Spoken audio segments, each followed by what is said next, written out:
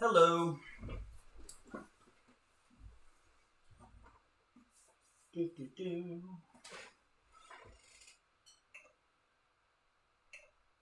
All right. This is a bit loud in my ears. Let me turn the background music down a bit.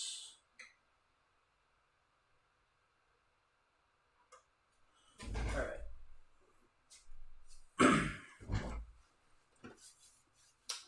Okay. Well, I think I'll just wait a few more minutes before getting through this. Hello, Sith. Hello, Cloudcracker. Oh, that was an accident. I opened it up to the exact right page.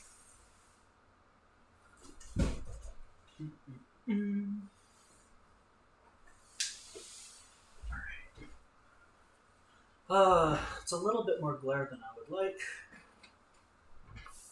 These pages are just, really glossy.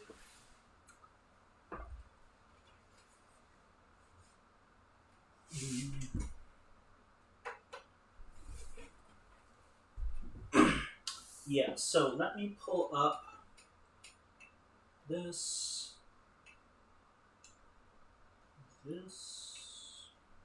Alright. So, based on the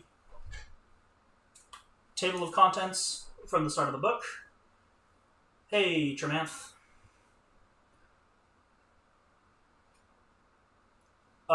Based on the start of the table of contents, we went through the Dark Sector and the Warframe Project Lotus sections, which was about 80 pages in the last stream, and that was about 80 pages long. So if we do the same speed, then it looks like we'll get through the Grenier and the Corpus sections, and that's about it. But we may go faster, we may go slower, we'll see. So yeah. And then I'll leave this sort of pinned in the Discord, and I'll reference it every now and then just so you can see the sort of sequence of how things are going to go in the future.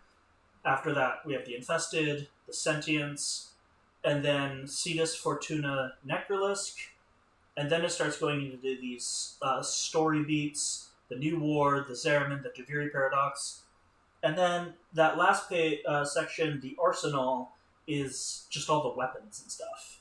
And if you've watched the dev streams or art streams or anything like that, that there's a whole team on their art team that just works on weapons.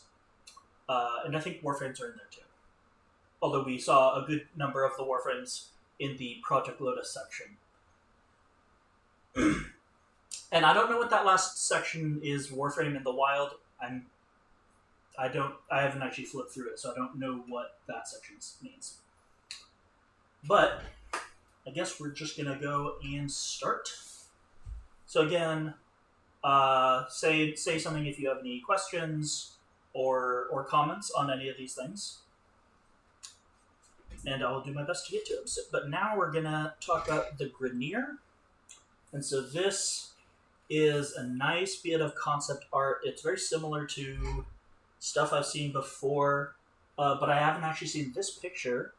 It looks like it's a Grenier galleon being made in a shipyard. This looks like the work of Branislav something. But he's one of the concept artists that they used, especially for the Grenier, so I'm sure we'll be seeing a lot of them. Let me just look up what his name is real quick, because I think we'll be seeing a lot of his stuff.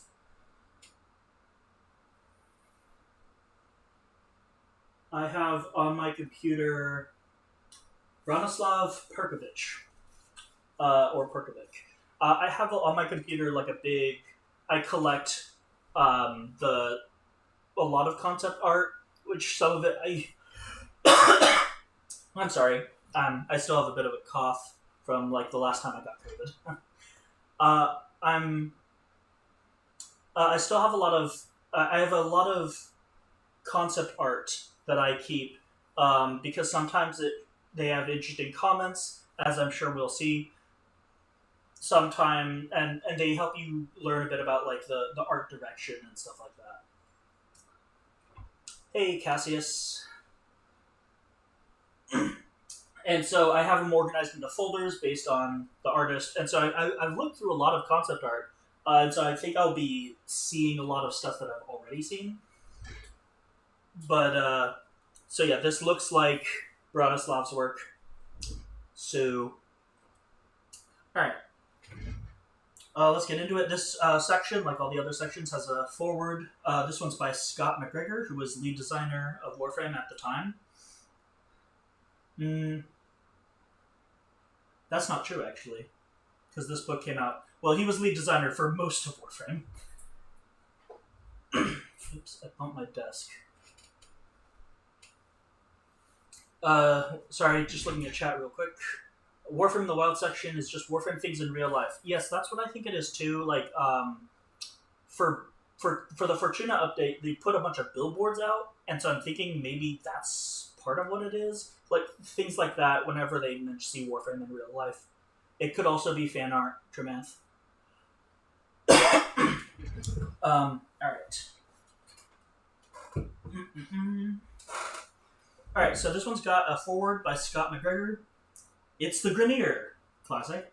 The first faction we made. I remember the Grineer in Corpus ships, but we had such a fun baseline to work with. That's true. Originally, the Corpus didn't exist, or rather, the Corpus or Grineer were sort of blended into one faction. So, and when the game launched, they made the Corpus ship tile set, and they made the Grineer enemies. So, the Grineer showed up on Corpus ships. But we had such a fun baseline to work with. Military clones with mean faces, brutal weapons. The Grineer are so unique, and over the years grew into such a fun faction of characters. They're pretty nasty looking all the way through, but they're so good at being bad. Working on the Grineer was always the best way to try out nasty new weapons, levels, and militaristic styles. There would be no Warframe without the ever-present threat of the Grineer, and our team always nailed this faction. Tenno Scooby is how it ends. And yeah, I'm sure, the Grineer are the first enemy faction you encounter, and especially if you've been playing a lot longer, the Grineer were always sort of they were positioned as like the big bad until we started getting into more deeper stuff. So Warframe has had that kind of evolution. It's hard to make it lay flat here. All right, so we've got some sketches right off the bat. Shielded machinery. You'll notice all the Grineer stuff has that sort of very bulbous shapes, a lot of disjointed stuff, like things are getting welded together, from different places. A lot of stuff like this. Here, this one is the Twin Queens. You have the Worm Queen here. This looks like a half sketch of the Elder Queen with like one side of her hood. And then this is the Levitating Throne. It's interesting that they would place these basically right at the start. I treat a lot of this as if it's sort of... Hi, Ducky. I treat this a lot as if it's sort of presented in chronological order of when things were concepted, and that is probably, honestly, not really the way it was intended. So when I see something like the Twin Queens on the first page, I'm like, whoa, it makes me stop. But I'm probably overthinking that. Because, Twin Queens came out in The War Within 2016, very late 2016. So, here we've got, these look like the Grineer drudge workers, the civilians, you could call them. The neutral ones working in the shipyards. Although this body shape is used for a lot of Grineer, like the bailiffs, and there's a bunch of units, the ones with the hammers. There's a bunch of ones that, across a bunch of different places, the Kufa Fortress, the Plains of Eidolon, that all sort of look the same. And they also look similar to the drudge workers. So it could be any of those. This is a corpus unit, but I guess it was originally. I don't know if this is just in the wrong place, which I doubt. Okay, well now down here we've got infested things. So maybe these are infested Grenier soldiers. I don't know why there's these corpus people here. That's very weird. And then here, this says World Art Animals. Did they just... You know what? This is all... This might be just from one page of sketches, or one batch of pages. This is super weird, because these are obviously Grenier. These are less obviously Grenier. I don't know. Here we've got Tile Regor. And then this is...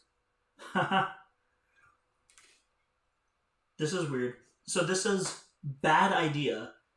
Twins, one cyborg lower body, the other has cyborg upper body. So these two people side by side. This person has the robotic legs, they're very spindly. It's kind of hard to see, maybe. And then this one has normal human legs and then very robotic and thin upper arms and like a really robotic head, but still has like the sort of horns or spikes of this one. Maybe Jester designs or non-military Grenier. I mean, these could be... The head especially does maybe seem like they're Jesters. Here we have more Tilregor with his Ack and Brunt, his sword. This is weird. Looks like... Well, okay, so these are rollers. This is just very interesting. This is a big roller. This one says Bladed Attack, which I don't know how well you can actually see the blades on a roller, or if they even have them. If it rolls on a consistent axis, overall shape could be more interesting. That's true. You can see... So the rollers are spheres, as they exist in Warframe now. And then this one's... And so it can roll in any axis. I don't know how they're programmed. But this one says if it's always rolling on the same axis, then you can have stuff out on the side, because that's not going to be... getting in the way of things. You know, it'll be more cylindrical. You can't see it. Yeah, these are pretty small. Hopefully, yeah, the rest are not going to be as much of these, like, tiny sketches. So, hopefully that won't continue to be an issue. But this is, but yeah, so this roller has, like, spikes and stuff out the side of it, like along its axis of rotation.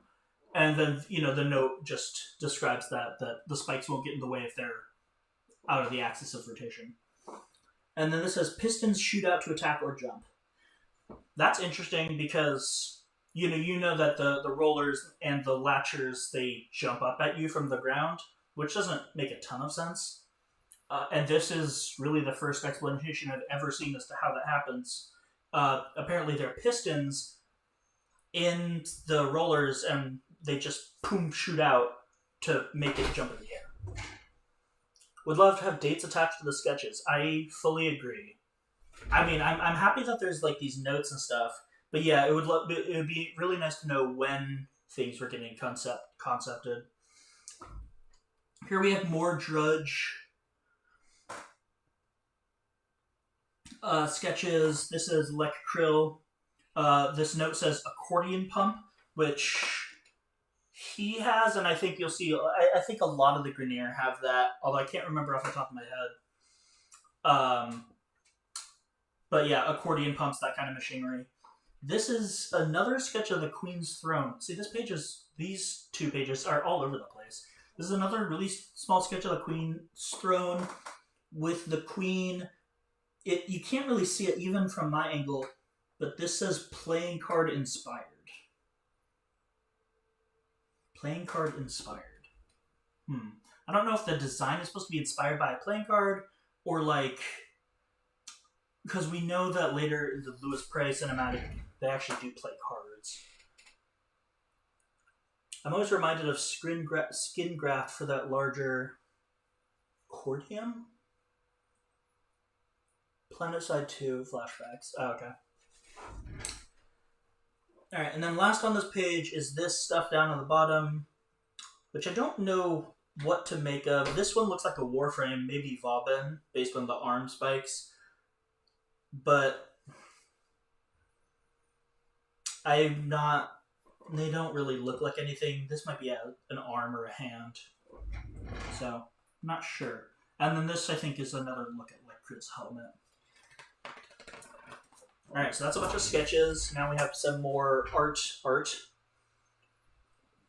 These are in-game renders. It looks like... This is interesting. Because you see... you do see... Sorry. You do see some Grineer in the game that don't have armor, but they're kind of like a completely different model. I usually call them like the Tube Men model because I think they were first shown off in the Uranus Sea Labs. But male Kuva Larvalings also have this model. The Saturn 6 Fugitives have this model. But it's like this like almost naked, like armorless male Grineer. And this does not... This looks a little bit like it, but the build... The Tube Men things are kind of scrawny. The build... Well, it's interesting because it seems like you're like adding stuff onto it progressively until it becomes like the Lancer, the armored Grineer. So I wonder if there is a unarmored Grineer model somewhere, or if this is not in the game. Because I think, as far as I can tell, the Tubin model is like not a version of the Lancer model. It's just a different model.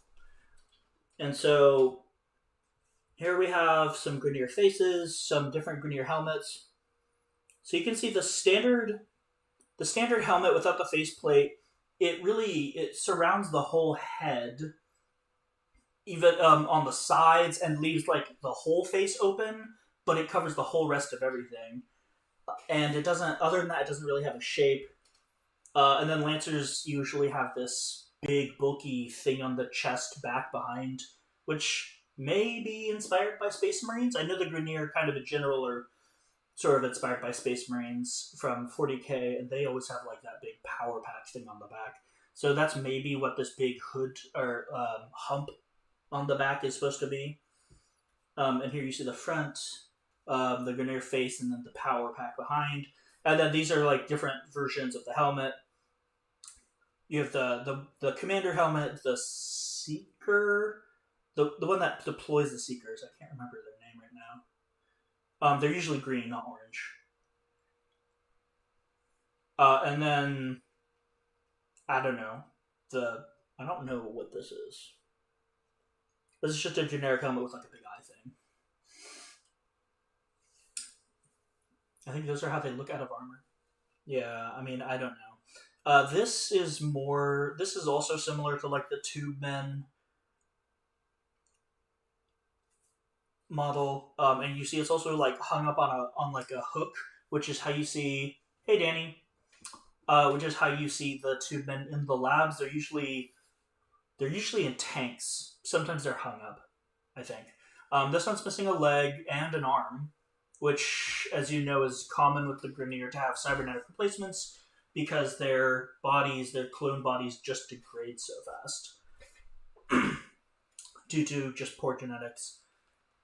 This is an interesting look at maybe different kinds of armor. Here we've like the padding or like the armor units, subunits are very big, and in this one they're sort of made of a bunch of individual but nearly identical units. It might be sort of hard to see at this scale. I wish it's not easy for me to really control the camera the way I have it set up. I wish I could like zoom in more. But yeah, it does sort of look like a Michelin Man Grenier, especially with the color. So I guess you can see a little bit better than I think you can. Um, yeah, this one's sort of puffy, and this one's also puffy, but the this one reminds me of the skin that came out for the hammer for Sprag. Sprag's new hammer has like a bunch of round things instead of spikes or flat metal pieces or something. It's just got a bunch of round, bouncy looking things, and that's what this reminds me of. This page is all Lek Krill, except for maybe these three. These three just look like generic people in progressively more Grenier armor, but this one's also Lek Krill from the side, I think. No, this is actually one of the Gruusjag 3 based on the face. I mean, this is a side view, but I think this is like the helmet that only has the mouth hole and that's it. I think this is one of the Gruusjag 3. And I definitely don't know their names. I mean, I don't know them apart. Don't you think the puffy ones are what the Grenier in the Railjack missions would have looked like? What do you mean, would have looked like? Because they don't look like that. The ones in the Railjack missions are more or less just reskins of normal Greniers. We have Lek Krill. I don't know.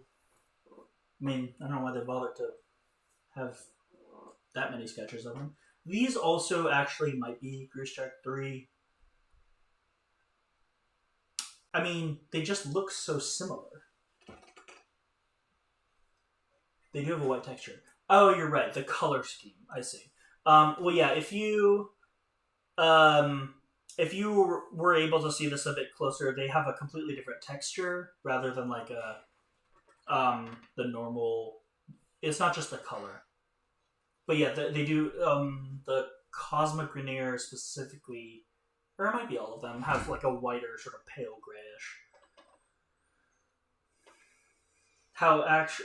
So how actual spacesuits look puffy? Yeah. Well, spacesuits are obviously puffy.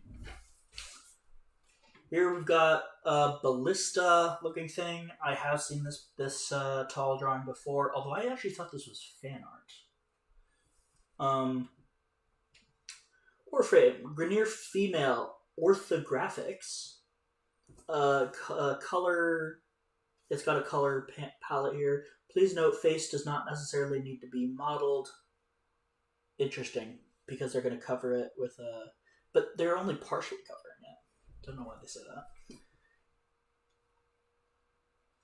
This is the same notes. Please note, face does not necessarily need to be modeled. This is more sketched out, and then this they're adding the arms, more armor pieces, and the helmet. This is a drudge worker. Yeah, these look like maybe... No, these are still sketches. These are definitely sketches. And these are more done-out illustrations. There's 3 different models of drudges. I don't know much off the top of my head. But there's 3 different models of drudges, and I think they all mostly look the same. Like, there's not a huge difference in their models. It might just be, like, this kind of thing. Like, this one has more rings on the arms. More spiky. That might be it, or they might be more developed. And then here's some more Tilricker sketches. Ooh, here we go. Here's some nice, more Tilricker here. This is a Drakmaster and a Hayeka Master. The Drakmaster has this big padded arm to how dog catchers, I think, and animal trainers in real life will have something padded on their arm so the dog can bite them safely. But this goes up the whole arm and is huge. So you can imagine what that means about the Draks that they're breeding. Some fashion trend or something? Have you ever had any hint about what person people the Grineer were cloned after? Were they important somehow, or just a random person that got picked for some reason or another? So the real, like the the long time origin of the Grineer, we don't know. Well, we know they were created by the Grineer. There is a story. One of Cimaris's synthesis archives does tell the story of one of the first Grineer soldiers, because the Grineer were meant to be. So Sith is sort of talking about this as well. Yeah. So the Grineer were laborers, workers. They were, which is why they're very strong. They were bred to just do grunt work. And then during the Old War, there was a mining colony of Grineer out in the Outer Rim that got attacked by a sentient, and it like ripped through them, obviously. But there was one that reacted quick enough and like took its mechanical shovel. They had some sort of like pneumatic pulse shovel thingy, and it stuck the sentient and actually killed it. So it killed the sentient with the shovel, but he was wounded and he was like dying. But the Orkin found him while he was dying, and they were like, "Holy shit! This random laborer took out a sentient." And they were in the process of making Grineer soldiers, so they like took his genetic sample. So that is one of the first. That is one of the templates that they used to create the Grineer soldiers during the Old War when they started making Grineer soldiers. But they already started from a Grineer at that point. We don't know about like the original human people that the Grineer were first cloned after, and it's possible, given the skill of the Orkin, it's possible that they actually just made a human genome. It's not based on anyone. Although, I mean, I don't know. I doubt it. Especially the way that, you talk about cloning and there's all these sci-fi tropes that don't necessarily comport to real life. So I don't think DE would do that. I think they would just say they were cloned after people. And we don't know who those people were. Yeah, up there with John Prodman. Yeah, the random. It's also written, the story, if you read it, it's one of the synthesis stories, so you have to scan 10 Lancers to read it in Cimaris's thing. You can also, of course, find it on the Orkin Archives typed out. And it's written from his point of view, because the synthesis things are memories. They're actually memories of the people who were in them. So they're all from first person. No, not all of them, but they're all from a person's point of view. And so,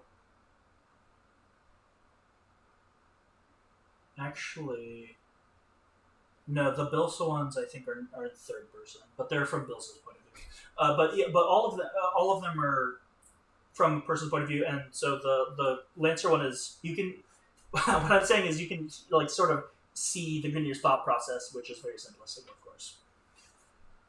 Anyway, here is Captain Vor smoking a pipe. This image appears in the Codex under Grineer leadership. He does not smoke this pipe. He also doesn't have his void key in this. So this is obviously an older concept art. The Vor we know does not smoke a pipe, and he's basically all about his Janus key. This is Vey Heck and his Terraframe. Although I wonder... Yeah, I'm pretty sure the Terraframe was always based around him. You can't see in this image, you can't see the face, so this could be anyone. But I'm pretty sure the Terraframe was always going to be based around Heck, especially because this arm looks like a Heck shotgun. Vey Heck to this day is still the most unsettling design to me for IMO. Interesting. Interesting that this is the most unsettling design to you. I mean, it's definitely unsettling. But yeah, I just remember him like being super annoying to fight, because when I like wanted Hydroid way back in the day, he was just super annoying. I have terrible aim, and I used a controller for the longest time too, which didn't help. So, I just remember just being frustrated fighting him, so I can't. It's hard for me to appreciate his design. The nose thing. Yes, he is missing his nose. So there's an interesting. So we'll just. Yeah, this is the Terra frame. These are sketches of the smaller Terra frame that is, he pops around and he pops in and flies around in. And these are more sketches of it, including the face, and it looks like sort of articulations of how the helmet opens up. Genesis Rising exists. But, so there's a webcomic called The Ascension? God, that's so weird. Ascension now refers to 3 different things in Warframe. They need to pick a different name. But there's a webcomic called The Ascension. It's pretty short, but it actually details why Vahek looks like this, because Vahek worked with Dr. Tengus to create the ghouls. He made the ghouls. And he was showing them off in front of the Twin Queens and a bunch of other Grineer. And then he got... This music seems like it's... I'm going to turn this down a bit again. I don't know if it's just my headphones, but just I will be safe. But he made the ghouls and he was showing them off, and then for some reason, Dr. Tengus kicks him into the pit of ghouls. And I don't entirely... It's really not clear why he does that, but he kicks Vahek, but he was fully... I think he had all 4 of his limbs, he had all of his skin, he looked completely different, and he was ridiculous. Vahek was. But he gets kicked in the pit and basically gets completely eaten alive. So that's what, the only... He has, skin on his face, but it's not even, healthy skin. Danny said he looks dead and bloated. And they don't even fix his nose. And so he basically gets completely eaten alive, and the queens are like, Tengus, you should, save him, build him a new body. So it's a really weird webcomic because I don't know why things are happening. But yeah, he gets eaten alive, and then Tengus builds him this body, and Vahek is like, now I'm perfect. Which is, he had this whole self-confidence thing. It was super weird.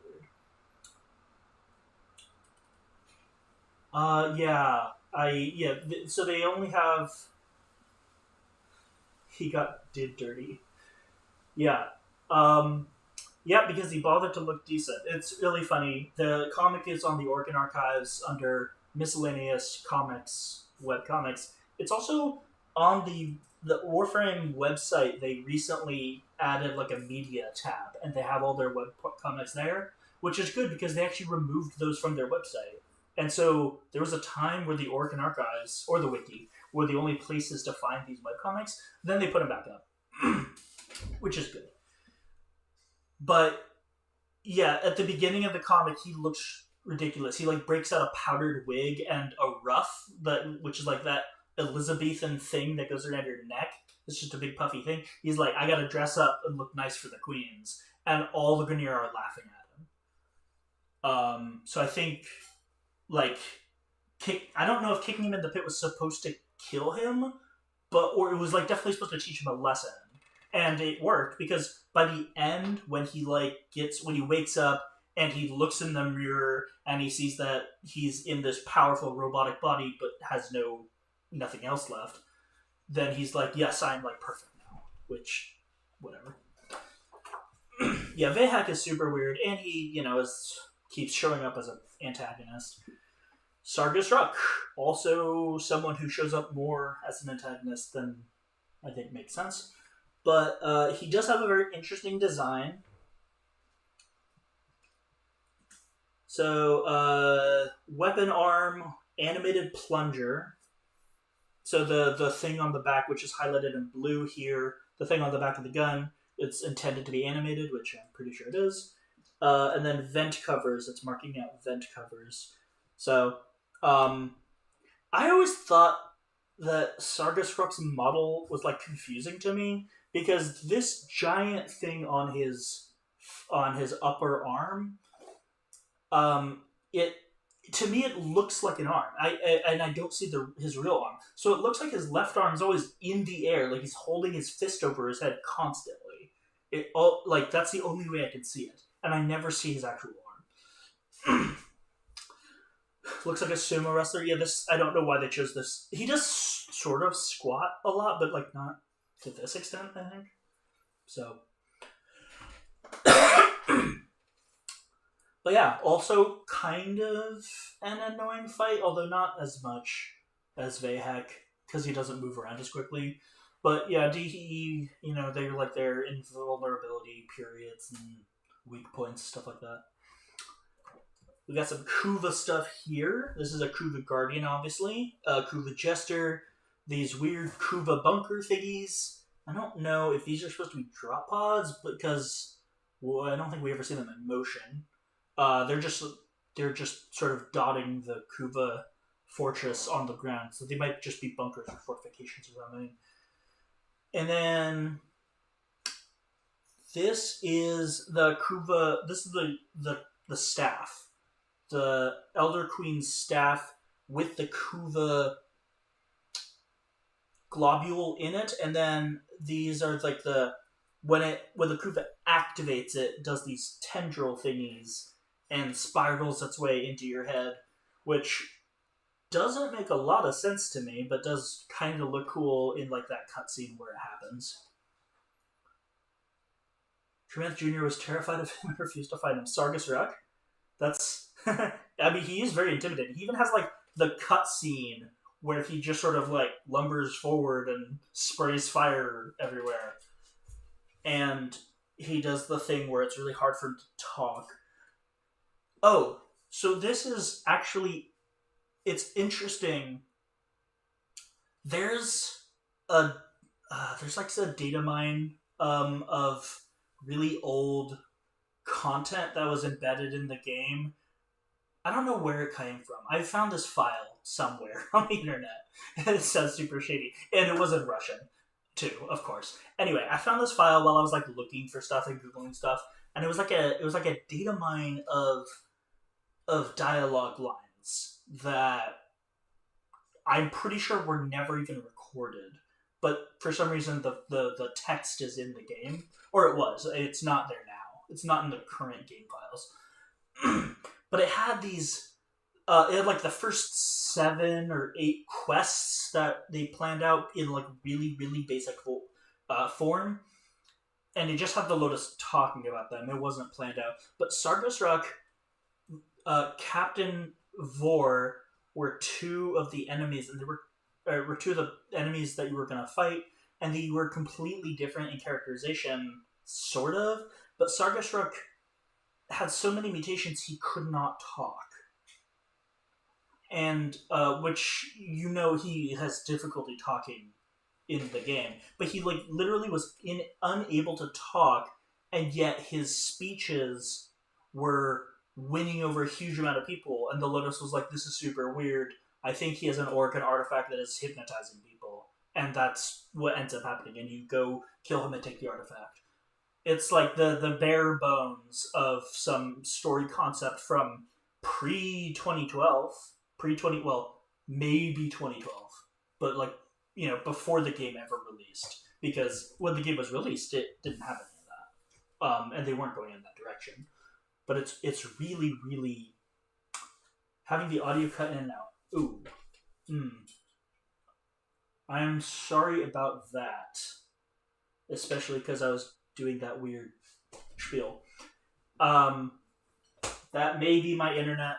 As I've mentioned before, my internet is really kind of not good.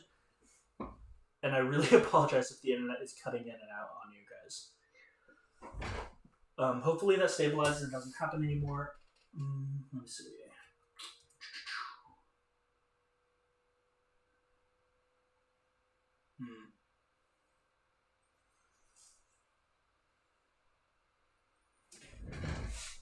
Alright.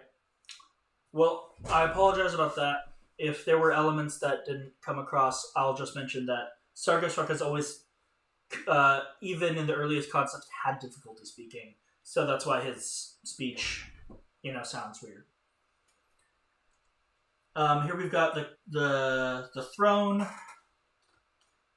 Not much to say about here. The Kuva throne of the queens.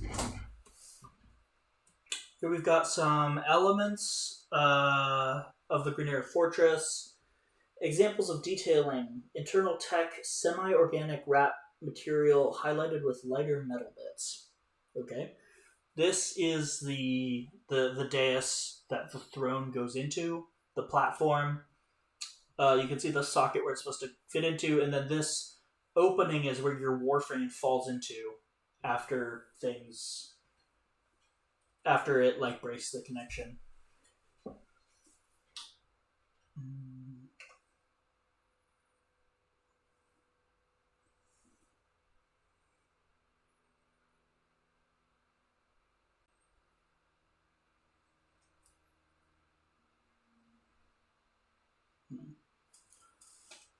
Okay, I reloaded something, and we'll see if that might have helped.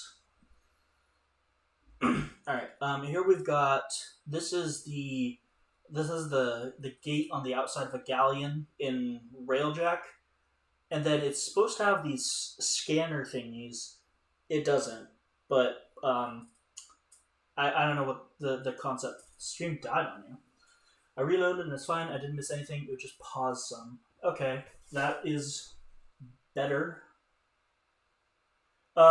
If the stream died, I was hoping that wouldn't happen, but I did refresh something, and that might have caused it to, like, pause or something.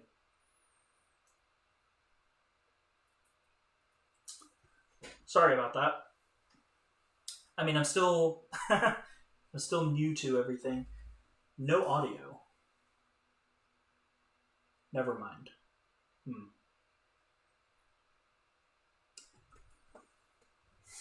Well. Alright. Well, again, I apologize for any issues here, and, hopefully I can continue to clear them up over the course of these live streams. It's not very professional. Got some wall here. This is the floating drone thingy, the spy drones, the informant drones. These actually showed up in the the second event ever in Warframe was the informant event, where these were released. They were introduced, and the Lotus said, "Oh no, the Grenier are trying to spy on everyone," which, whatever. And she was like, "You have to kill as many of these as possible." Hey, Phenomenist. Phenomenist is here, and he's actually my friend who does all of the... he does the music. He writes custom tracks for each of my videos. So, and he does the sound editing to make my voice sound better than it does right now. So, say hi to him. In streaming, there's tech issues all the time. No need to worry about being about professionalism. Yeah, well, thank you for that. But yeah. So, these actually have been in the game for a while. Like I said, the second event ever had these show up all over the place, and you had to shoot a certain number of them. And this is super. If I'm remembering correctly, the Snipetron Vandal was released to the top 100 players who got the most. Like, it wasn't even, usually if you participate to a certain level, you get the reward. Only 100 people. Let me just confirm that real quickly. Because I have that on my website, of course. I was the third event, not the second.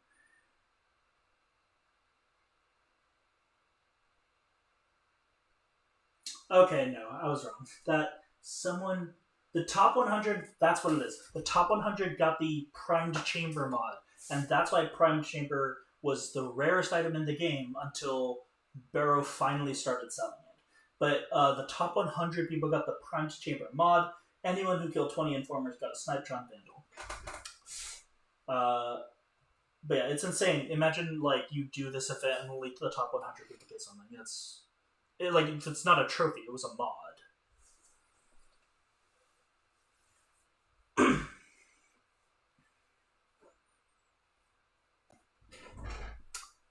Hey, Ninja Master. Alright. This is a Grenier console. This is like a pop-up turret that shoots in all directions. I don't think we ever see this, but I have seen this concept before.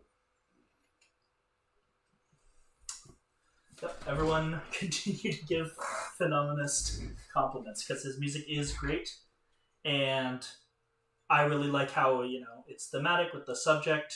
We work hard on that too, so really great. Storage locker here.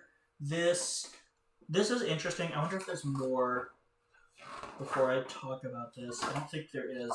So these are cloning pods. They talked about this in some of the live streams when they were talking about the C Lab tile set, because there's all this cloning machinery in there, and it was like the first time we would get a look at that. They have these are pods that clones are grown in, and then they sort of pop out of them. And then here we see you can see these robots in the C Labs as just part of the environment, and this is actually people. These are 3 clone heads, and it's basically just the heads, and they're part of this larger robotic body. And I think they're just called drones. In like the event, there was an event about this, about sabotaging the labs, but they're actual clones. They're people. They're Grenier, and they're like part of this robot. I guess they're kind of like servitors from Warhammer, except they're not lobotomized. They're there for their brains, for their intelligence, such as it exists in the Grenier. But they're the lab workers and the researchers, along with the, Tilrigger's obviously leading the whole project there. Thing in the upper right looks like a Grenier console. Yep, this is a Grenier console.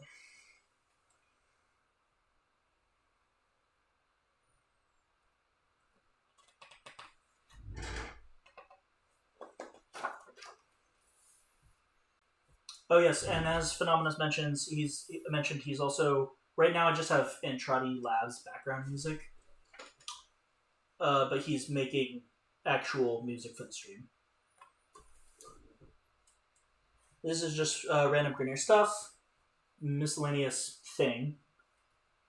Soft container, styrofoam-like, wrapped in rubbery tarp. This is an element of just the basic Grenier tile sets. This large cube thing. Leaky fluid container. Change tints and FX for gasoline, water, coolant, beer, etc. So these are containers that are supposed to be leaking fluid.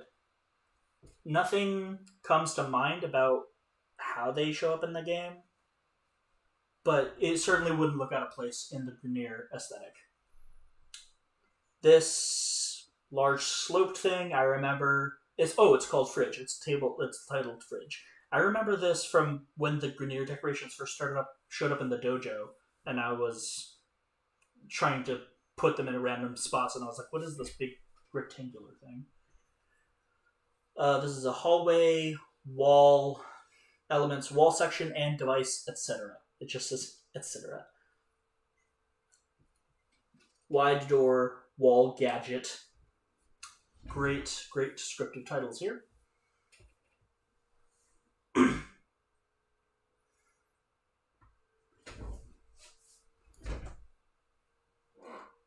And then here are the drones. So this filtration pumps and walkway, this is part of like the tile set for the shipyards and stuff like that.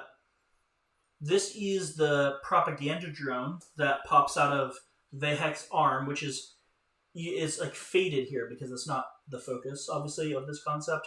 But Vehek's arm has this propaganda drone dispenser, and they just they pop out of it, and then the accordion like floofs open. And you see this here. This is an Eidolon lure, of course. I'm trying to remember. I think this model is used for something else as well. It does look similar to like the hijack model, doesn't it? With the Fomorian core, but I don't think that's what it is.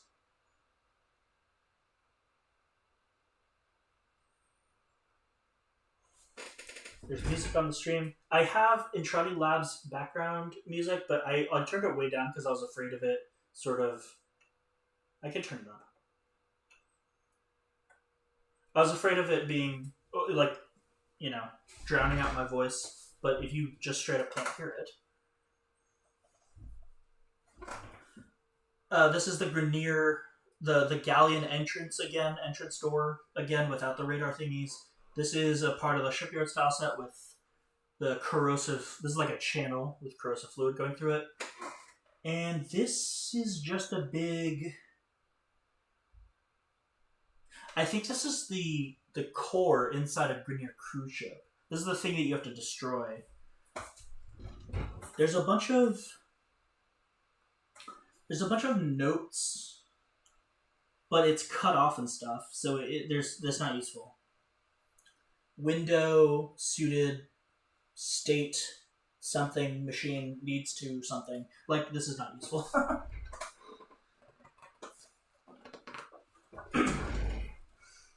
Here we've got some ships. This is the Bull Core, of course. Also similar to the Scout landing craft.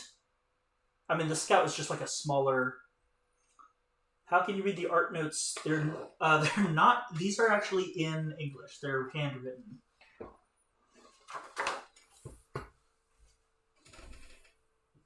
This is a diagram of.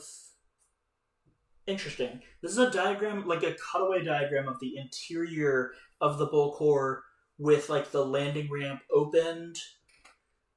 And it says, oh man. Storage nets on the top, troop flight harnesses along the side, potential storage space here, deployment ramp, access to cockpit up this ladder, ladder to cockpit.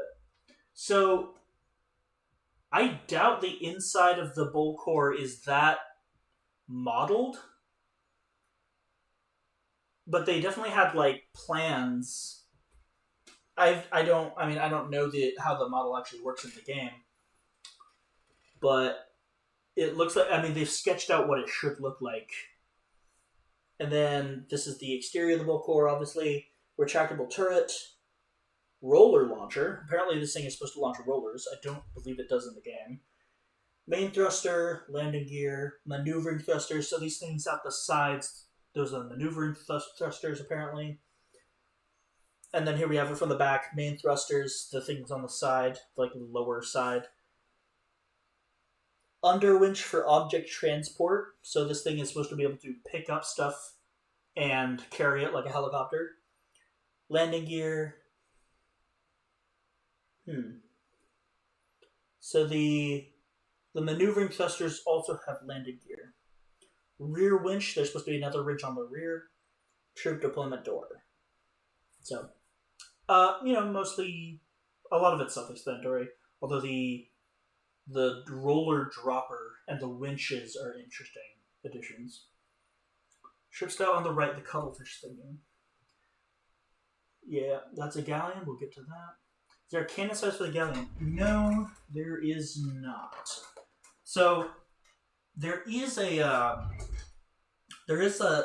large image out there that I'm pretty sure Stell or D made that has comparison of all the ships in Warframe and their sizes, and that's his estimate. So, and there have been people who have tried to figure out the size of the galleon by like comparing things in Railjack and Tenno length and stuff, but there are no canon numbers for any of this.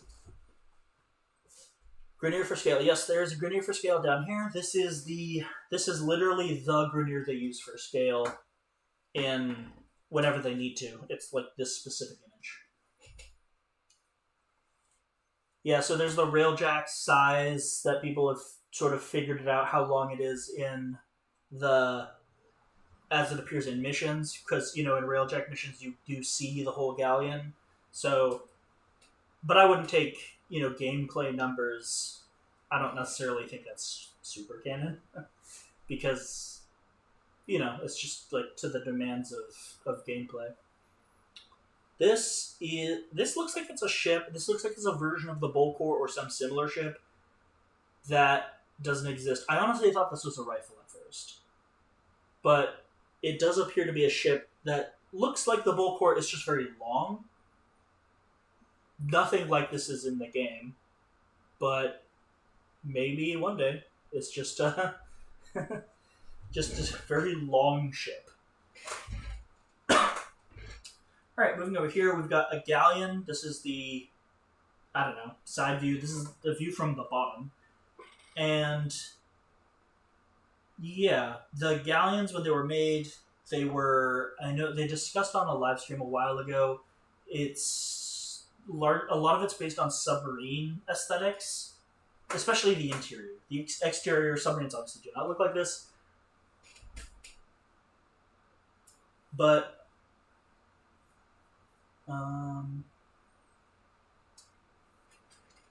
yeah, so these long bristle thingies.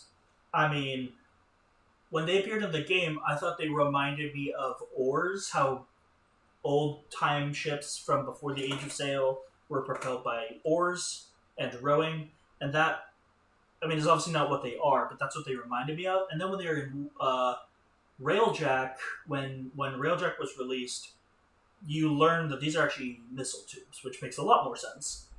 These are just exterior missile launch, like torpedo launch tubes, which is very cool. It gives them an extremely distinct aesthetic, and yeah, I thought that was really cool. Submarines and spaceships are basically the same thing. Yep. I mean, yeah, they gotta keep the inside in and the outside out. The galleon reminds me of a slug. Yeah, especially the 4 torpedo tubes at the end. You know, they look like the eye stalks of a slug and the antenna.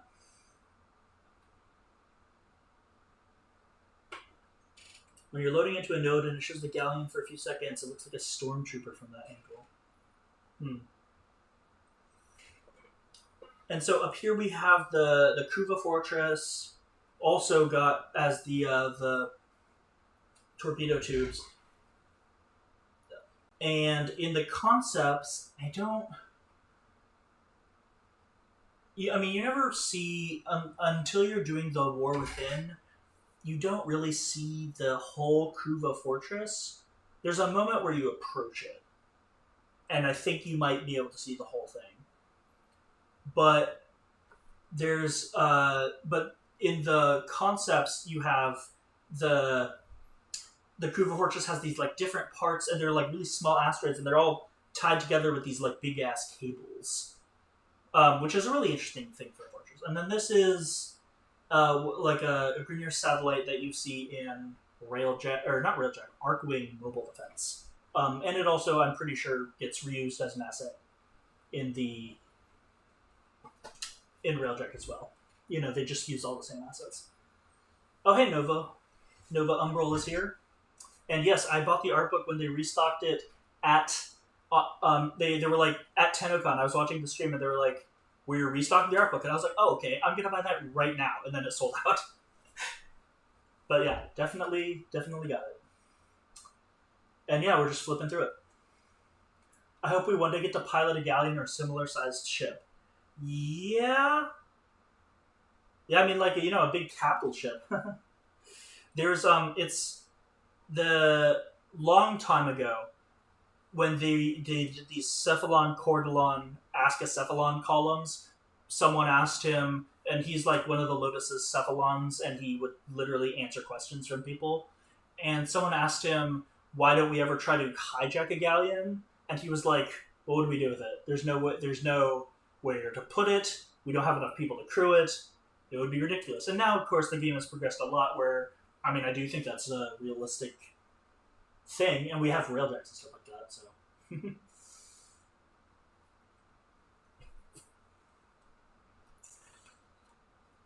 The Ascaris device. No. I'm not sure what you think is the Ascaris device. This is the Kuva Fortress. This is a satellite, like a space satellite thing. No Ascaris device here. Maybe when DE decides to add to the gameplay. Yeah. So here we've got, this is a big asteroid base. This is also a piece that appears in the Codex fragments. Warframe RTS, that would be interesting. You know, they keep adding different types of, yeah, in between the fortress and the galleon. Yeah, this is, like I said, this is a satellite. It is not the Ascaris device. Yeah, it's got like the radiator panels. Yeah.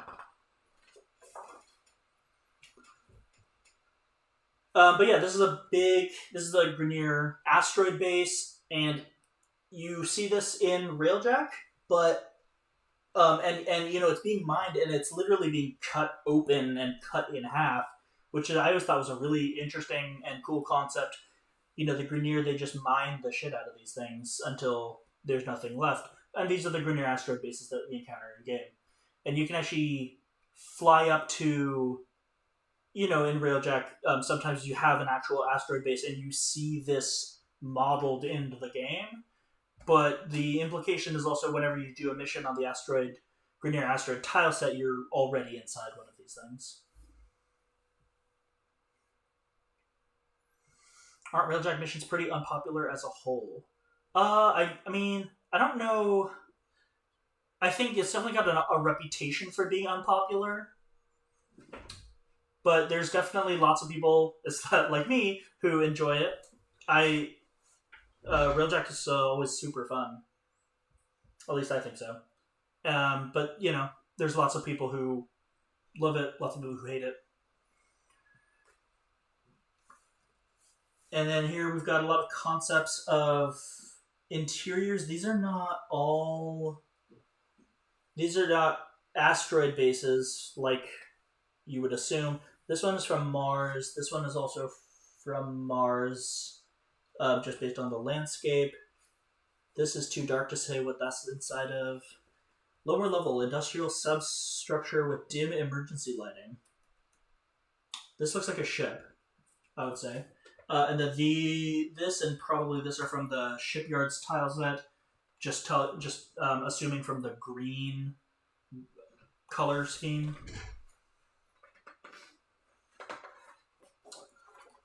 Yep, Samantha's right. Railjack did have a rough launch, although I enjoyed the launch. It was a lot more difficult, and there were tons of bugs, and I didn't encounter very many bugs, which is probably what colors my recollection and the reputation of it. I didn't really get a lot of Railjack bugs at launch, but I know that there were tons, and some people just couldn't play it at all. It was very different. It was a lot harder. You could have multiple hazards at once. Super fun. They're just tricky, yeah. And then once you start buying crew members, it's like easy mode. Sea Labs. I don't think this is Sea Labs yet. This looks like ship interior. This looks like a curved passageway. I don't think you can see it, but the hallway curves. And then this, I think, is the shipyards. It looks like you're assembling these like large bulbous things into ships. A lot of catwalks and walkways and fences. I don't think this is the Sea Labs. This looks a lot more mechanical. You know, the Sea Labs have a specific bio lab sort of look to them. Warframe art is so inspiring, yeah. This, I think, is also from the ship. I think these are the big, like the massive intership cannons. In fact, these might be the interior of like the torpedo tubes that stick out. This might be the section of them that's in. But you see, there's like a specific tile on the Grineer galleon tile set where you see these large cannons sticking out the side of the ship, and you can like stand next to them and stuff like that. So I think this is a concept for Grineer ship interior. This is Grineer ship interior. You might recognize this tile. It's the one with like the hallway and the staircase. And then this Grineer ship. Grenier shipyard, I think. These all could be anywhere. That's like the good thing of. I mean, the interesting thing about the Greniers is very. It's modular, so these places could be anywhere. But yeah, this is really nice. Just like a lot of environment concepts here, which is great. This might be Biolab. It's hard to say. There's liquid in this. There's windows with. I think this is like an undersea lab, but you also have this pool with water pouring into it, like this pit and a large pipe. And then you also have. It's very crowded. I don't know if you can see. There's just a ton of people standing around, and they're just shadows. They're not. They're not actually modeled or anything like that. All right, see you, Danny. Thanks for stopping by. And here's sketches of, just sketches of the similar types of concepts that we've seen. Just environments. The Grenier, they have this big sense of scale. So, you just have these massive things. I think even the Corpus don't really do this. A lot of the Corpus stuff is person-sized. But the Grenier, they stand next to these just massive, like they stand right next to their ships when they're being built. You don't see the Corpus ships being built, even though they're roughly the same size. But you can see the Grenier stand next to their ships. You can see them stand next to this giant machinery. The labs and the sea labs, their machinery takes up like a whole room. It's really part of the Grenier aesthetic is that the scale of everything is so huge. And you could also argue that it goes into also, sort of their culture or their mindset, because every Grenier is a part of the larger whole. They don't have individuality, stuff like that. So it's just an interesting design language that I, have noticed. Here are the shipyards. You can see, molten metal pouring down the trough into a mold. And this, if this is the tile that I'm thinking of in game, there's 10 of these molds next to each other. And here's a Warframe for scale right here. He's standing on this walkway, and this is just another example of the massive scale of this operation. And you're dwarfed by it. And you can this is even open to the roof has this opening here, and you can look up and you just see more factory above you. It's just huge. Their mass-produced artillery cannons are thrice the size of an orb mother.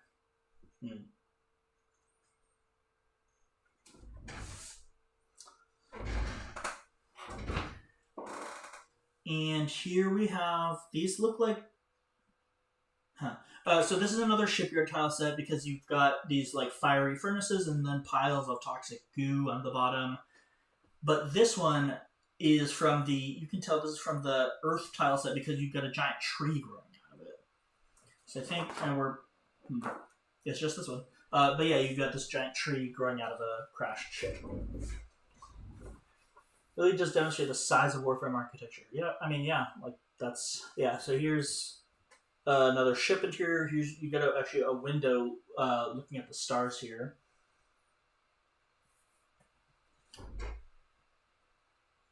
And this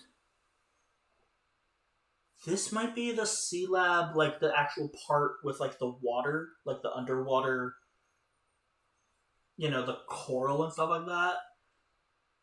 That might be what this is. It also might kind of looks like the Earth Forest. It's hard to tell, but I think it looks more like underwater. You got this big, some large device in an empty room with a Grenier for scale here. This is what would normally be a mega structure, but here's just a factory. They're factories. Especially to make a spaceship, you gotta have a factory that's bigger than the spaceship, right? Do you think we'll ever get the Corpus equivalent of Grenier shipyards like the massive automated factories on Neptune? That would be That would be cool. The Corpus, lore-wise, their factories are automated.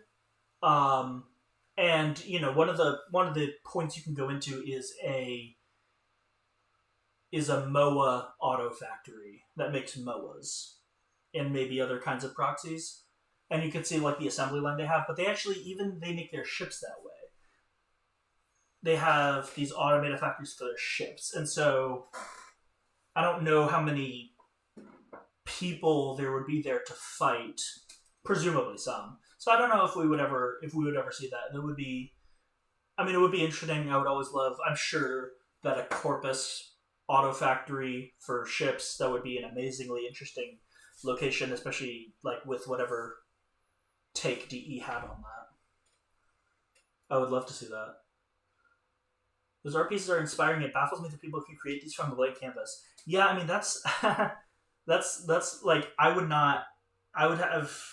I don't really consider myself like an artistic person because I can't like look at a blank canvas and be like, I know what I'm gonna draw here. Like I know, it's hard for me to come up with like an idea from nothing like that. That's crazy.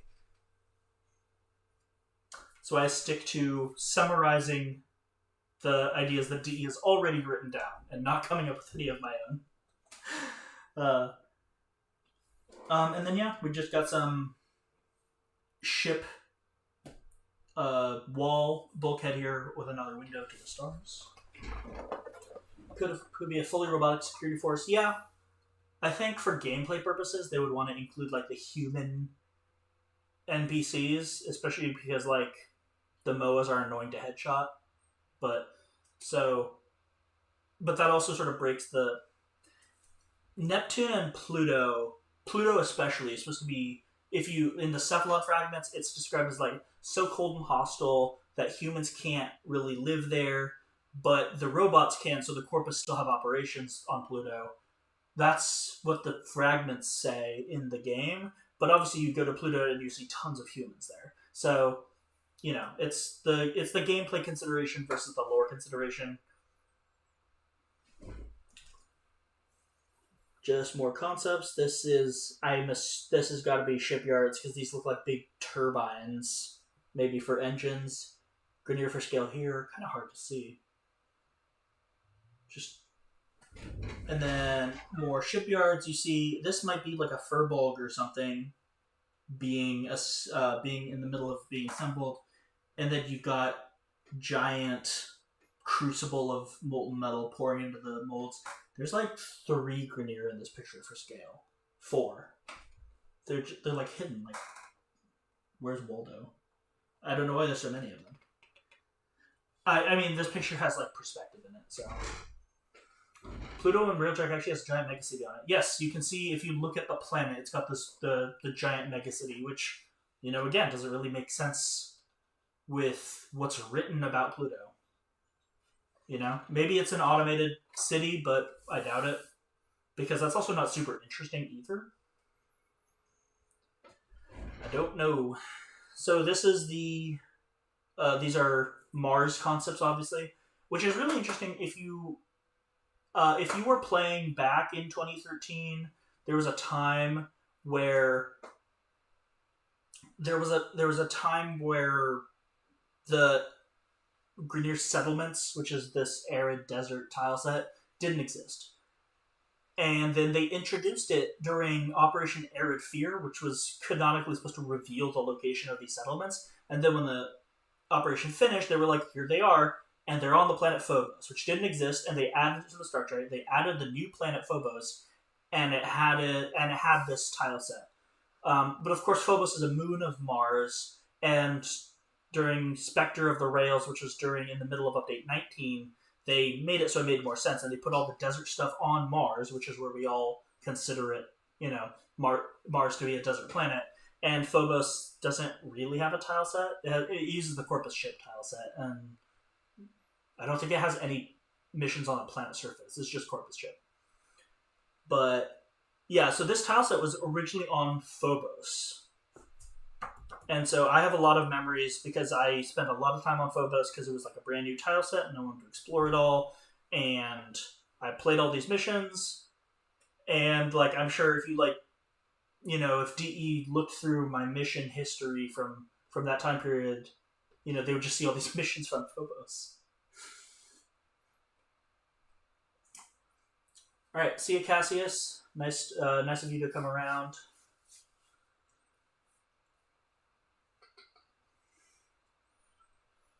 Imagine what Mars would have looked like if Corpus won the Gradivus Dilemma. Yeah. Mars. I mean, that's another thing. At the time, Mars used the Corpus Outpost tile set, so it's it's hard to think about from like what things were at the time because Mars was controlled by the Corpus, didn't use this tile set. But I mean, I see what you're saying about like what if the Corpus were on this tile set, were on the Dusty thing? It'd be completely different. I think it has to be like the Grenier sort of aesthetically. It's dusty and barren, and like the Grenier's bleak, rusty aesthetic really goes along with that. If you just had blue blocks of glowing light and electrical current, it would be too jarring.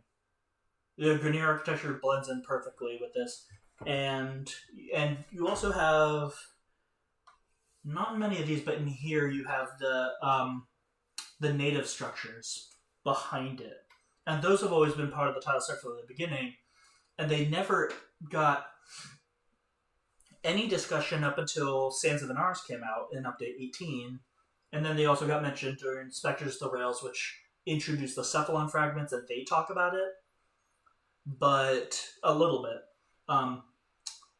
But you have this native culture that made these sandstone structures and settlements in the sandstone structures, which is very reminiscent of the Pueblo culture from the American Southwest in Colorado and Utah. They made settlements that look very similar to this in the rock walls, especially in Mesa Verde, which is one of my favorite national parks. But it's really interesting. There's specific parts of the tile set that look exactly like the real life settlements at Mesa Verde and stuff like that. Yeah, the Grenier wiped out the natives after the Gradivus Dilemma. That is largely, I mean, that's sort of implied in it, and the timeline lines up. It wasn't really a plot point of the Gradivus Dilemma. They were in messages leading up to the Gradivus Dilemma. Aladvi mentioned that he was arming the colonists on the planet and provoking them to fight against the Grenier. And that was mentioned once. But the bulk of the Gradivus Dilemma was the actual Grenier fighting against the actual Corpus, with the Tenno fighting on both sides as well. So the colonists, I keep calling them natives, the colonists on Mars were not really discussed to a large extent. And I think we can assume that the Grenier wiped them out because that's what they do. And you do hear the Grenier wiping out at least Barrow Katir's village during the Sands of the Nars quest when you play and you have like the flashbacks. But it's not really stated. I mean, that can't really be the same incident unless Barrow is. I mean, the timeline doesn't super make sense because the Gradivus Dilemma was only a handful of years ago, and Barrow was like a small child at that point. No, that's so. It was join the Grenier and save the sleeping Warframes, or join the Corpus and save the colonists. That's not right. The colonists were not mentioned as part of that choice. It was so Aladvi found these Warframes and was keeping them on Mars. That doesn't make sense. But Aladvi had a bunch of Warframes, and the choice was to fight the Corpus and get the Warframes back, or fight the Grenier, and it might have been a balance of power thing. I will just check really quickly, but I know that the the colonists were not mentioned, except as I've said at the very beginning, when Alec says that he's provoked the colonists against them. All right. So LV has the Tenno in cryostasis. Fight for the Grineer. Yeah. So if it was fight against the Corpus to grab the cryopods, or fight with the Corpus against the Grineer to stop the Grineer from taking control of the planet. Because the Lotus, has always been concerned with the balance of power between the two factions. If the Grineer controlled Mars, which was at that point controlled by the Corpus, then, that's too much of a power grab, or at least she thought so. And so she didn't want the Grineer to grab another planet from the Corpus, but there was also, you would also be forfeiting those cryopods to Tenno's, or to Alad's project. And so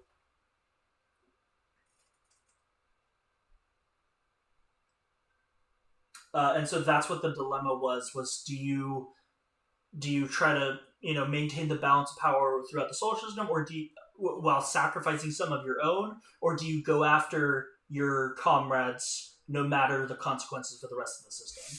That was how it was framed. And that's why Tenno fought on both sides instead of having Lotus pick a side, is because she said, I can't tell you which side to fight for because both sides are kind of bad. But yeah, Alad V mentioned the colonists early on. He said, my agents have strengthened the Mars resistance. They are ready to fight on my command. If the Grineer move against us, the rebels will strike. And that's basically the only thing that's mentioned about the colonists. Of course, the Grineer have a proven history of exterminating colonists from all the planets that they conquer, for the most part. Anyway, a bit of an aside. So, but yeah, we have more concepts from the Grineer settlements. Oh man, I think we will actually just get through the Grineer section at this rate. Yikes. I didn't think I would go even slower. But here we have just more Mars concepts. This one is interesting. It looks like a helipad almost. And then these types of things were reused for the Plains of Eidolon. These look similar to the fortresses on the Plains of Eidolon. This one is interesting because it has, and this one I know is a Branislav Perkovic piece because I've used this piece in the Orkan archives for some images, for like the quest image. And I like it because it has this it has this Orkan artifact, this ancient Orkan artifact here, which is indicative, that the Orkan, at least have always been concepted as also having, had control of and a footprint in Mars, which later gets reinforced by a bunch of other lore that came much later. But yeah, I mean, I always like seeing Orkan artifacts, in their in situ, wherever they are. So, yeah, I really like this piece specifically just because it has that ancient Orkan thing.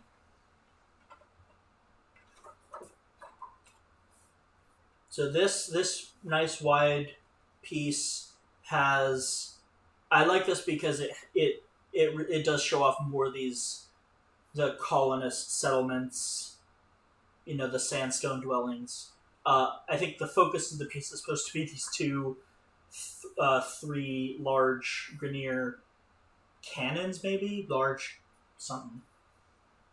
But I'm noticing the stuff in the background. And then here we've got some more forest. Well, hold on. Down here is definitely the forest. What is this? Maybe this is... No. Well, this is confusing to me because there's two moons. And then this moon also has a third moon. So this is like... random alien landscape, but I don't know what this is supposed to be in our solar system. I was thinking maybe Mars, because Mars does have two moons, Phobos and Deimos, although they wouldn't be this large. But also, this one has another moon. Like, there's a third thing in the air, in the sky. It's very small.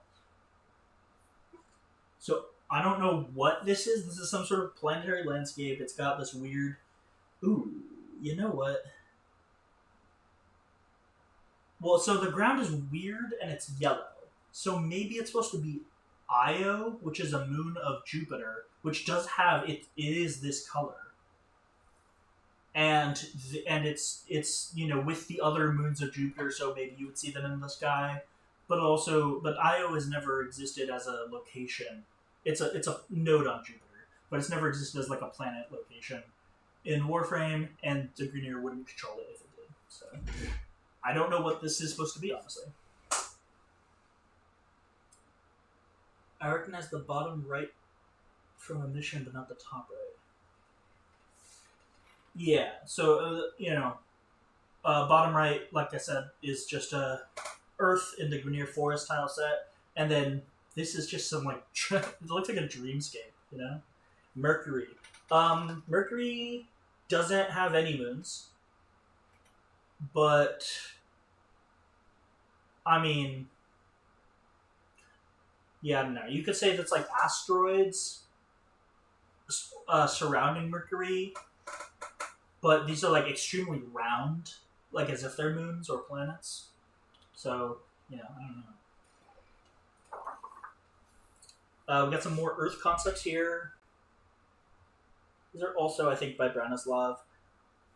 But these are supposed to demonstrate, and this was a big plot point when they, early Juviri. Yeah, I mean, I doubt it, but that's honestly the thought that came into my head was like, I mean, this is so weird, it might be Juviri. I don't think it is. But yeah, so these really demonstrate, you see like the tree roots growing over the Grenier structures and stuff like that. And this was actually a plot point when they introduced this tile set, was Vahak was trying to poison the landscape because the trees were growing too fast. They're genetically engineered by the Orican, and the Grenier can't build real settlements there because they keep getting overgrown, as if, it looks like hundreds of years have passed, but they're being overgrown like in real time. So they were trying to poison and kill off all the trees and wildlife and plants so that they could actually have some like settlements and like living space there, and whatever Grenier do. And the Tenno stopped them in the Cicero Crisis, was the name of the event. But the fact that the trees grow and overgrow has always been like a core part of this tile set. And so obviously that was the case even from the concepts. You see this overgrown stuff. Maybe Titan. Yeah, I mean Titan is a moon of Saturn, so which would make sense for the Grenier to control.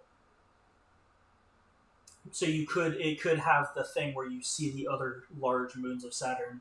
I know Saturn has like 50-some moons, but I don't know that any of them are big enough that you would like... Well, I mean, we're dwelling a lot on the realism of this when it's Warframe. But yeah, I just thought like Io made more sense because of the yellow of the ground and because the Galilean moons, like the 4 biggest moons of Jupiter, are big and close by each other. So I was like, maybe you could see them in the sky.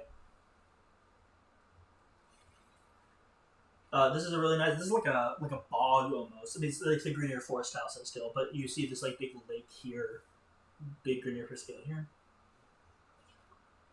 These kind of trees cover like 90% of Earth. The plains are the only safe place. So, during the event that I mentioned, where you have you're stopping them from poisoning, at the end she says like, oh, the forests of Central Earth are safe, and that's I think the only time we get any sort of geography.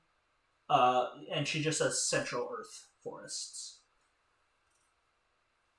I would.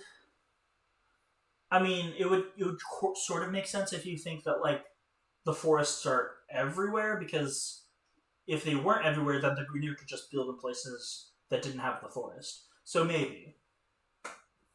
But because but it also, realistically, doesn't make a lot of sense to me that the forests literally cover every square inch of land. I'm assuming Earth has different landscapes. It would be boring. So, and the plains of Eidolon, I don't know why there wouldn't be forests if there were forests everywhere else. The Unum doesn't really seem to have an impact on that kind of thing. So, you could say that the forests cover 90% of Earth, or maybe not. We really don't know. We know that there's a huge amount of forests in central Earth, and that's about all. Just when the Cephalon fragment said Earth was feral and uninhabitable. Yeah, well, it is feral and uninhabitable. That is, and there are many references to Earth being ruined during the time of the Oregon, and due to technocite and likely other factors that caused the environment to just go haywire. Silvana talks about sulfuric acid in the air. So something went really, really bad on Earth. And so I think it's uninhabitable for a number of reasons, and it's not just the plants. And then it's been reclaimed over a long period of time by a number of things, including Silvana, the Silver Grove Archimedean, and possibly Saren Prime killing off the infested, as she's implied to do, and just time and the orchid plants. Just them growing so much and taking over as much as they have would obviously alter the atmosphere and alter a bunch of environmental conditions. So, the Earth is pretty terrible, and we don't have a lot of details about what exactly is going on and why. But let me just, because you mentioned it, and because I've got it right here, let me just double check what the cephalon fragments do actually say. Toxic atmosphere, overgrown with mutated jungle structures that have devoured... Okay, well, so it is now overgrown with mutated jungle structures that have devoured most of the prior signs of civilization. So, you can interpret that as being 90% of the surface is covered by forests. Yeah, so that might be, what that's saying. Infestation and roaming wildlife still inhabit its surface. Beneath Earth's towering forest canopy are rich reserves of fresh water. Yeah, so the Greener have been trying to take control of Earth for a long time.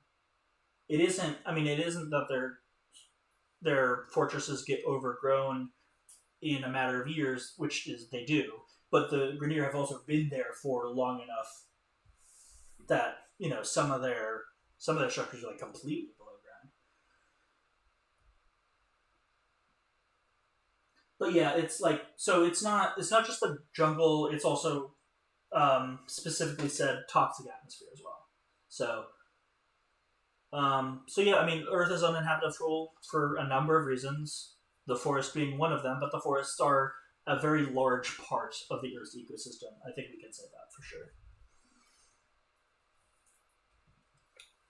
So here we've got more. A lot of this stuff is kind of hard to place. This is Mars. This looks like Sea Labs. I don't know what this is supposed to be. And then this is shipyards. And then it's missing a lot of the color schemes that you would expect from these places, maybe. But yeah. Okay, that was and that's it. Well, that's it for the Grenier. It is 8:40ish. So, we still have a little bit of time, but I think that if we start on the corpus section, I would like to do that whole thing in one. So maybe we won't start that. Let me see. I wonder if there's... Let me flip back to the table of contents.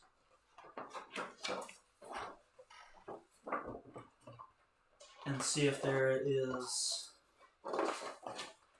a section that's like small enough that we could cover it.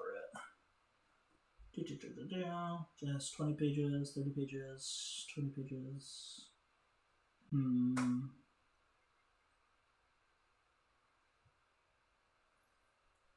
I guess not.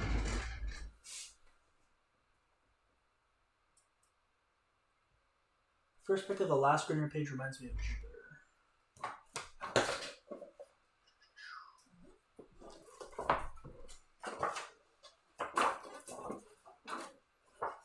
Where are we? First pick looks like Jupiter. Interesting.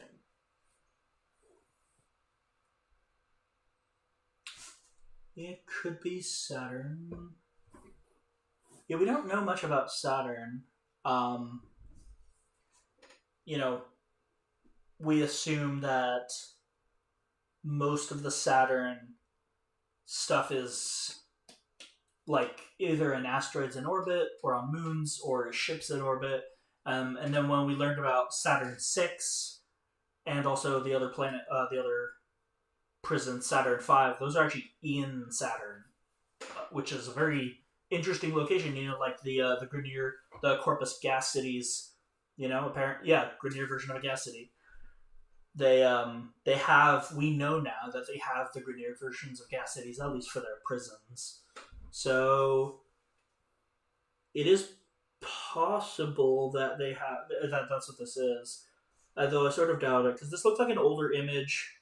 It looks like Branislav Perkovic, and I think he did all of his concepts like in one specific time period, and that was like a long time ago.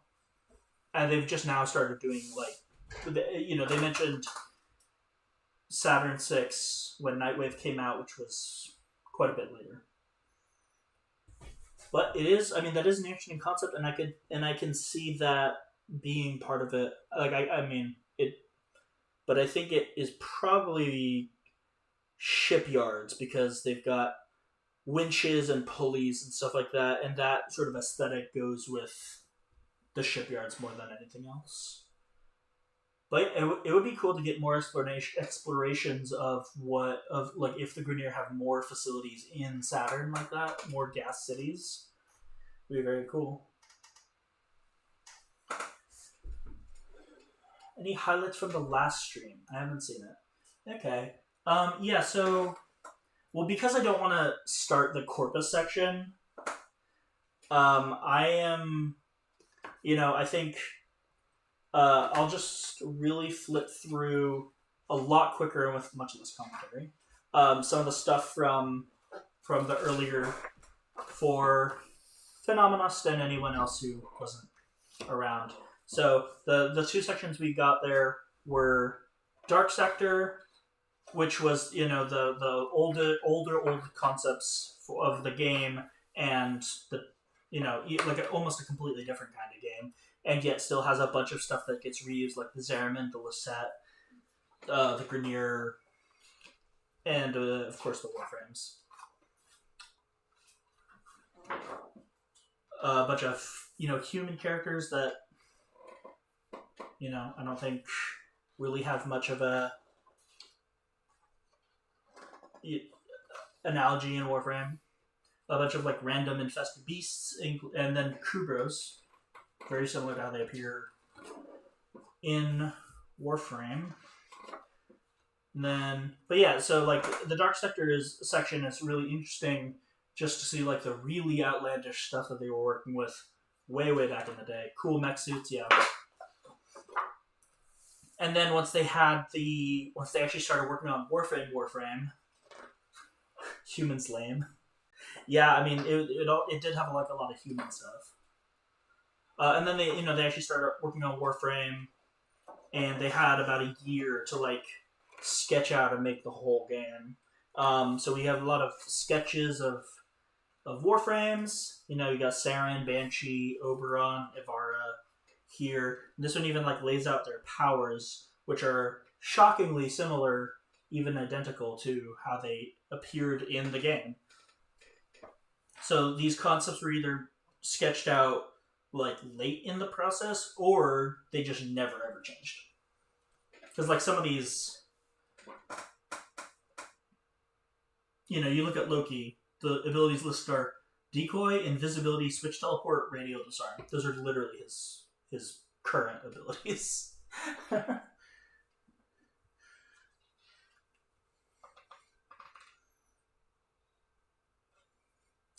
The first demo was made in 2 months.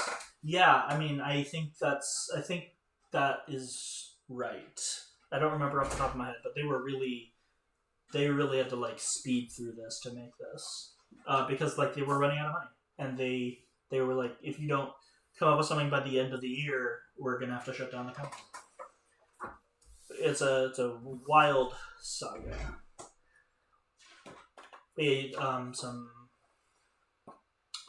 just there's a bunch of Warframe sketches, and I do think that this section includes a bunch of stuff from like the later years. Obviously, you got Lavos and Equinox, which came out much later. Ivara. So yeah, this section is mostly just like the Warframe section. Although, yeah, and then so here's like Lotus sketches, Barrow Katir, Teshin.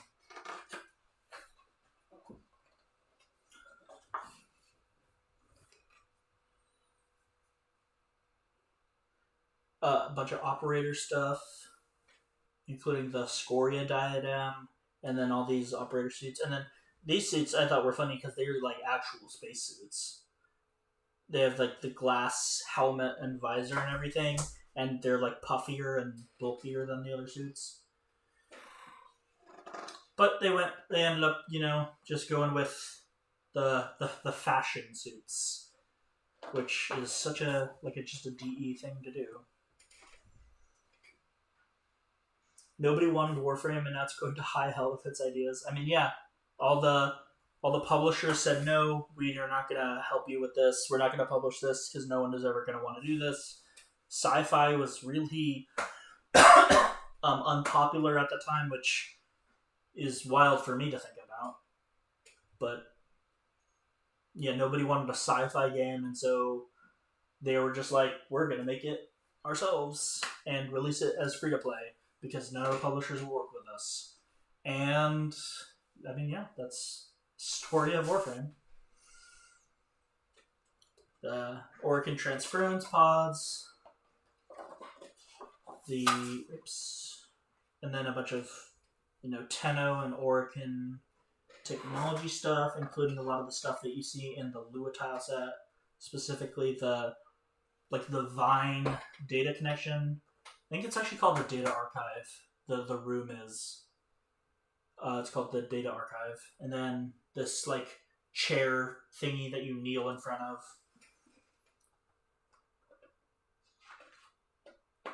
We're void demon children. We don't need such feeble things as breathable air. Fashion is all that matters. So true. So true. And then this Orokin data mass, which does not occur in the game, but should. They have a concept for it and everything. What do we do when we go into a mobile defense on the moon? We use a corpus data mass, because that makes sense. Tenno ships. This is orbital shield node. Orokin orbital shield node. But then the rest of this is all Tenno ships interiors. You have the arsenal and mod bench and stuff. Railjacks and landing crafts. You even have the reliquary drive concept here. The orbiter, the Railjack Prime, which I guess they should have put out with Sevagoth Prime, but didn't.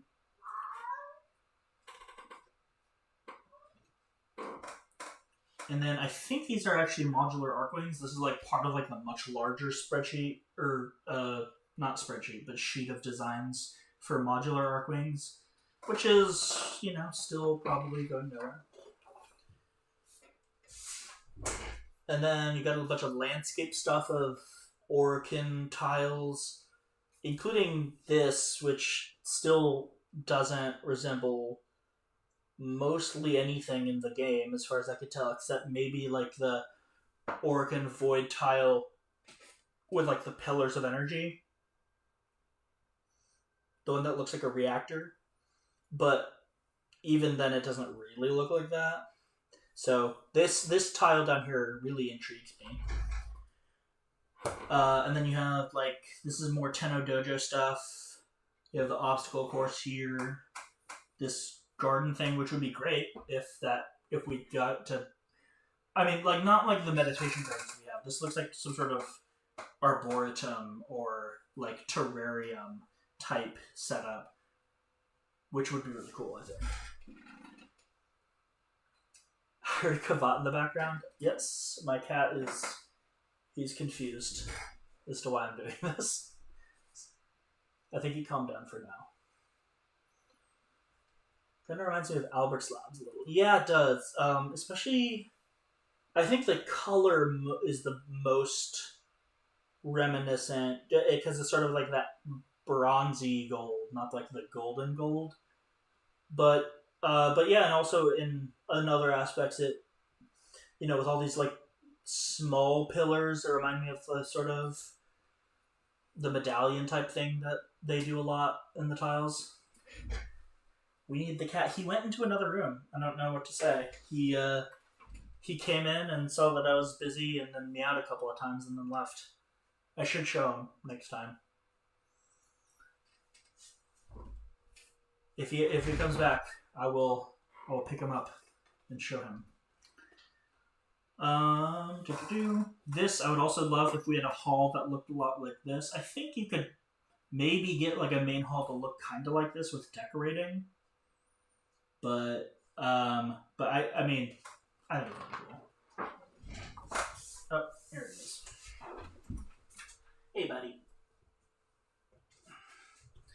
Hey, buddy. You want to see? Oh, this is my cat. This is Soren. Alright. Don't. Alright. Kavat cam.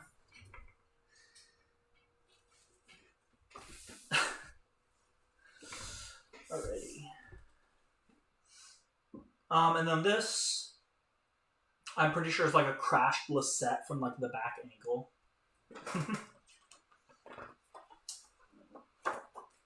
And then we got some nice space photos. I don't know why they're in this section, but they are. What are his powers? Yes, the Black Kavat. It's like the opposite of Kalimos. Like the hairless pale one. It's just the pure black fur.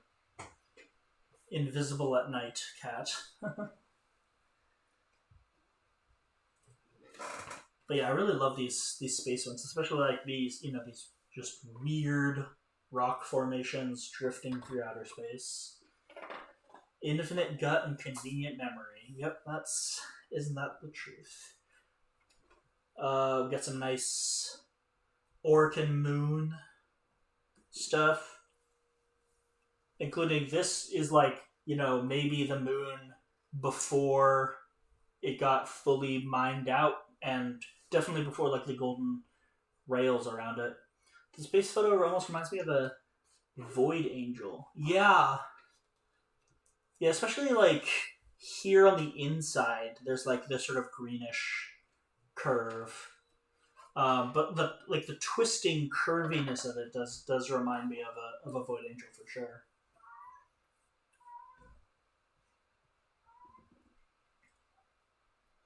But yeah, and then this photo, which is interesting to me because it looks like a large hole drilled into the side of the moon for some sort of like maybe a spaceport or something.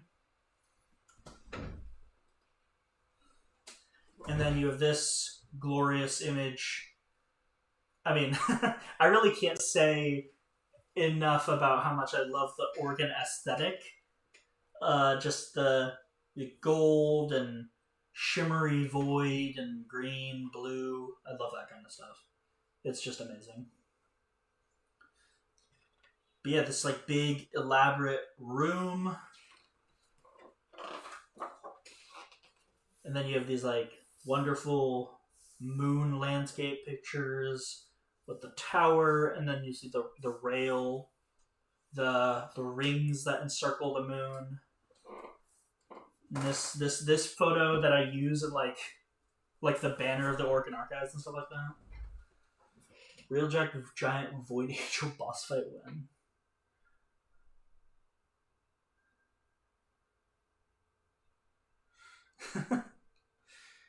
Favorite tile in this section? What's your favorite tile? What are you talking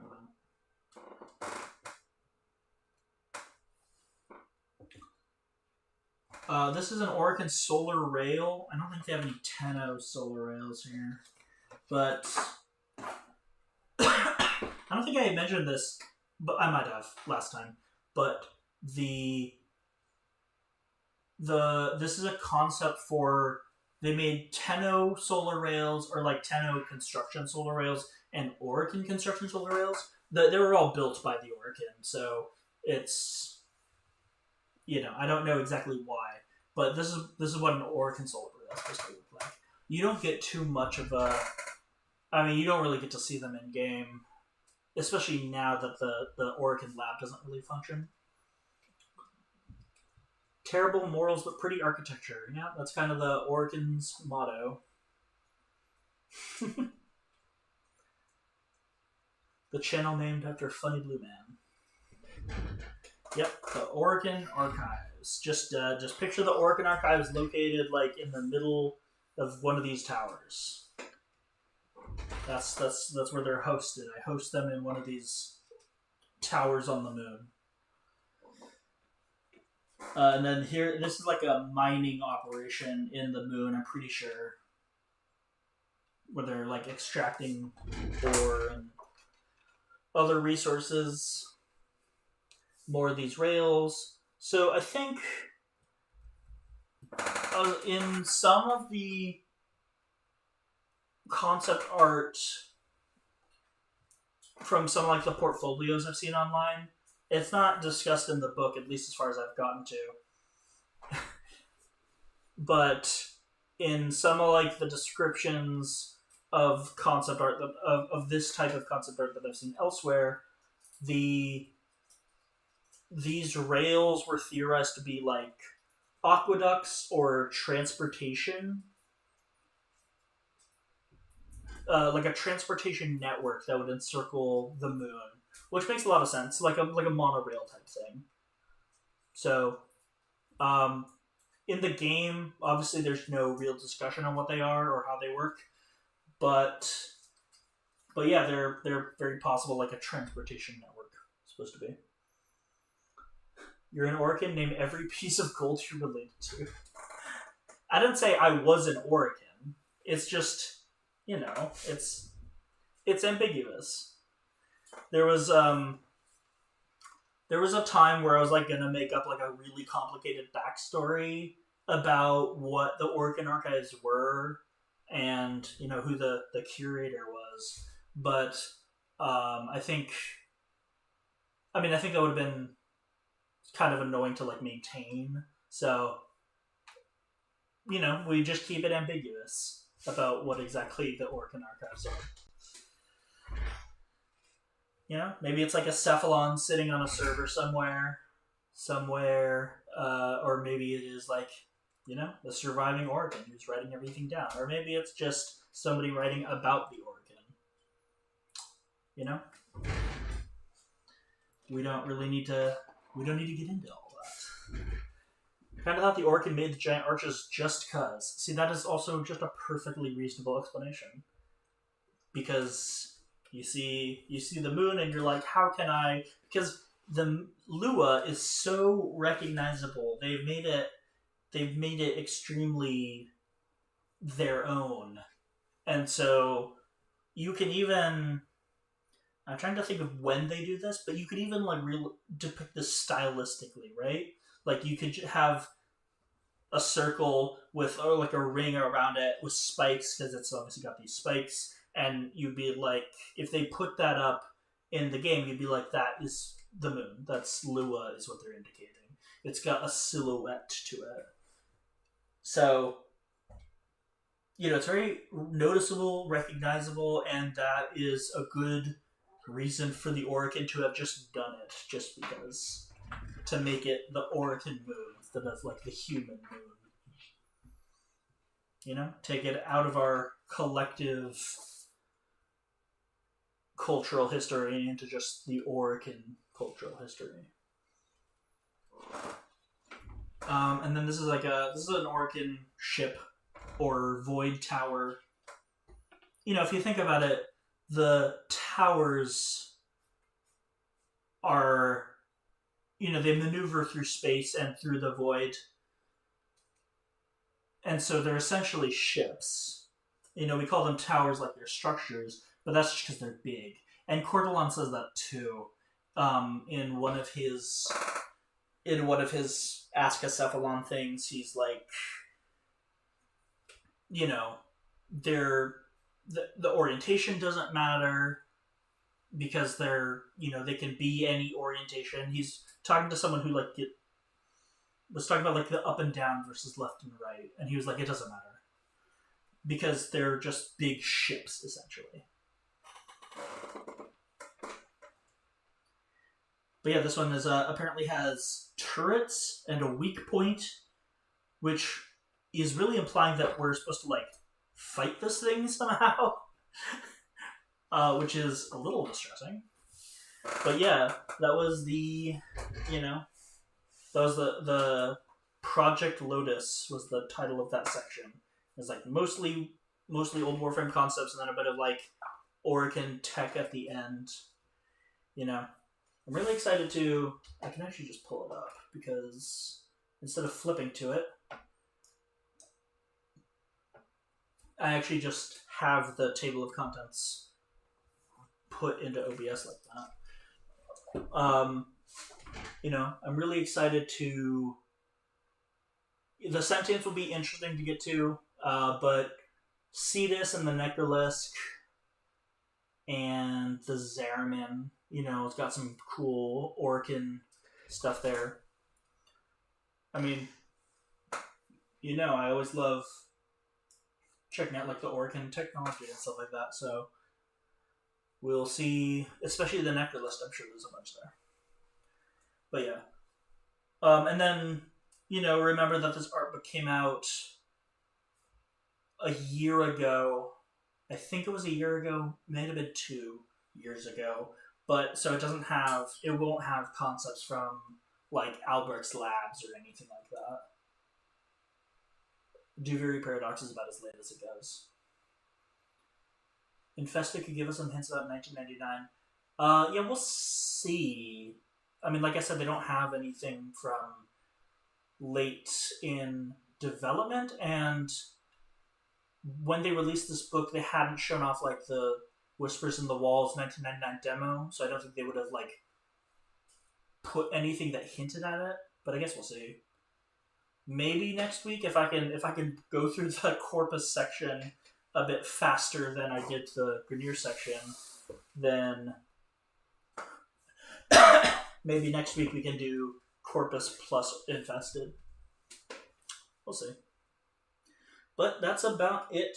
We are at 2 hours, a little over 2 hours. So I think we can call it there. At the very least, it'll be interesting to use that section to theorize on the tech rot. Yeah. I mean, I'm super looking forward to 1999. Obviously, the tech rot is like interesting, and we'll see how it ties into the Infested we have now. And we can definitely be talking about that when we flip through and see maybe there's really, really old concepts of the Infested that look like, the tech rot and the stuff from 1999 we've seen. But yeah, if I am able to make any connections, you can be sure that I will mention it because, as we have demonstrated 2 weeks in a row, I talk so much that we don't get through nearly as much of this as I intended. But hopefully, that's a little bit of what you're here for as well. So yeah. Thank you all for coming, and hope you enjoyed it. And I'll see you uh, hopefully next week. I still am sort of planning things out week by week and seeing with my schedule, but there will be the stream will be scheduled on the channel, and if you're in the Discord, which I assume most of you are, then it'll be like in the events tab. And if you're not part of the Discord, you should join. It's the link is in the video description. Anyway, yeah, I'll just end the stream now. Thank you all for coming, and see you on the next one.